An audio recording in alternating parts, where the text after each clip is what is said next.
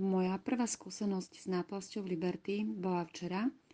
Včera som mala trošku aktívnejší deň, 6 hodín chôdze po meste, následne cesta autom asi 7 hodín. Zvyčajne pociťujem bolesť chrbta v krížovej, hlavne v krížovej časti. Včera som tento deň s náplasťou Liberty zvládla bez akýchkoľvek bolestí. Po drobnom úraze ľavého ramena som mala obmedzenú mobilitu. Včera ma to len tak napadlo, lebo som mala náplasť presne na tom ramene. A tak som si vyskúšala spojiť obe ruky vzadu za chrbtom, čo som doteraz pre to zranenie nemohla. Ono to naozaj funguje, spojila som ruky a v dosť veľkom rozsahu.